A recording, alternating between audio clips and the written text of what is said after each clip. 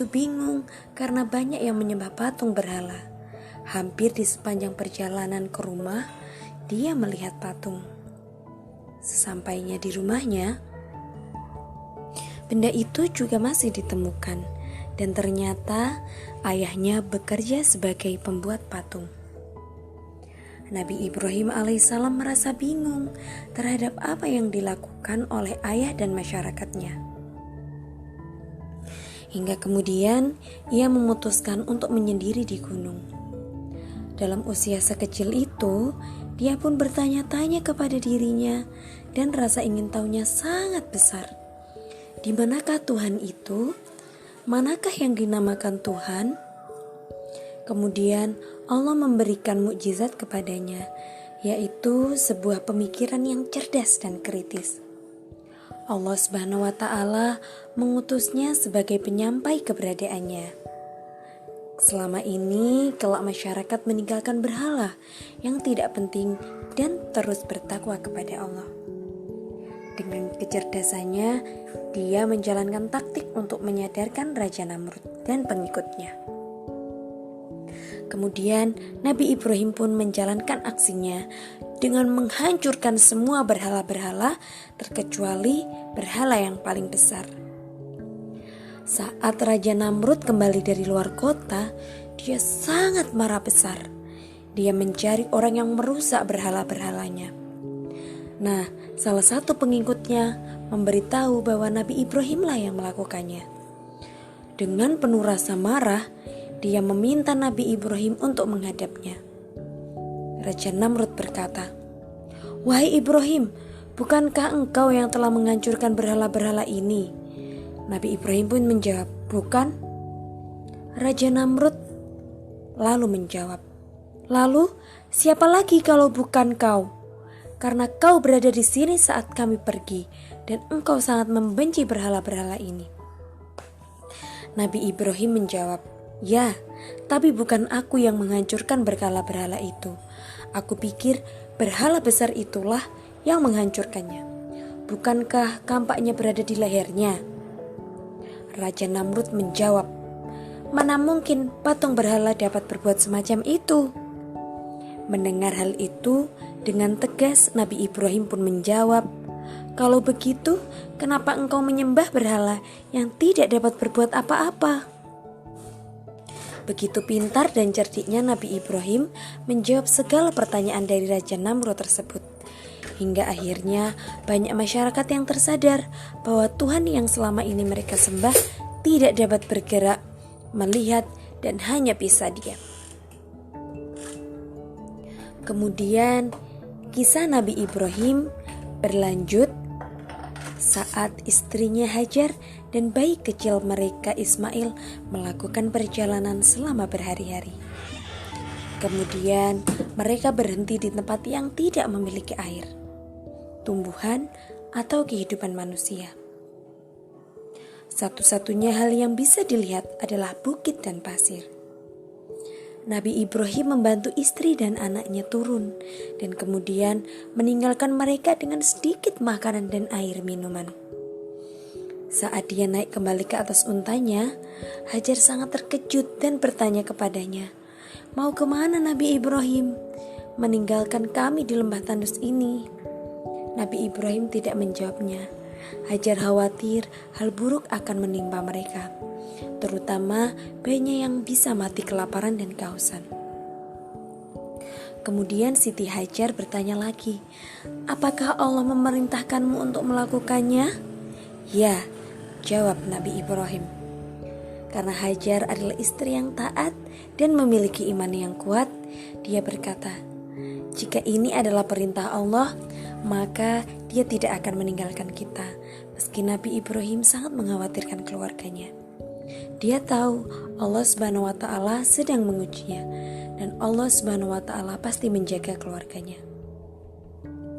Nabi Ibrahim pun berdoa, "Ya Tuhan kami, sesungguhnya aku telah menempatkan kebahagiaanku, keturunanku di lembah yang tidak mempunyai tanaman-tanaman di dekat rumah Engkau atau Baitullah yang dihormati.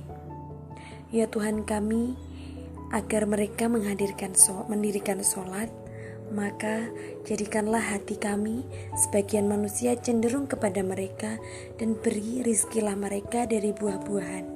Mudah-mudahan mereka merasa bersyukur. Arti dari Quran Surat Ibrahim ayat 37. Kemudian setelah air dan makanan habis, Hajar dan bayinya kelaparan dan kehausan. Bayi Ismail mulai menangis dengan sedih dan air mata Hajar pun kembali mengalir. Karena tidak tahan, Siti Hajar pun meletakkan Ismail dan kemudian mencari air. Dia berlarian dari gunung Sofa ke gunung Marwah, berharap menemukan makanan, air, atau seseorang untuk membantu mereka. Hajar melakukannya selama 7 kali sambil terus berdoa. Kejadian ini menjadi salah satu bagian dari haji, yakni berlari kecil antara Sofa dan Marwah yang dinamakan sebagai ibadah sa'i. Hajar kembali dan memandang bayinya yang tanpa daya. Kemudian dia menangis terseduh dan berdoa kepada Allah dengan sepenuh hati agar Allah segera membantu mereka. Kemudian tiba-tiba keajaiban terjadi. Siti Hajar melihat air jernih keluar dari tanah yang kering di dekat kaki bayinya. Allah Subhanahu wa Ta'ala telah menanggapi tangisannya dengan cepat. Dia menuangkan air tersebut ke mulut Ismail dan kemudian meminumnya juga. Inilah yang menjadi kisah hadirnya air Zam-Zam yang masih mengalir tanpa mengering hingga kini. Kisah ketaatan Nabi Ibrahim dan keluarganya berlanjut ketika dia bermimpi aneh. Saat Nabi Ismail masih muda, dia bermimpi bahwa dia mengorbankan putra satu-satunya yang amat ia cintai. Namun Nabi Ibrahim tahu bahwa mimpinya merupakan perintah Allah Subhanahu wa Ta'ala. Dan ia akan menaati perintah itu. Ini adalah pengorbanan yang sangat besar. Hanya seorang nabi besar seperti Nabi Ibrahim yang mampu melakukan tugas ini. Sebagai bukti cinta sejatinya kepada penciptanya, Nabi Ibrahim kemudian memberitahu Ismail tentang mimpi itu dengan rasa pilu.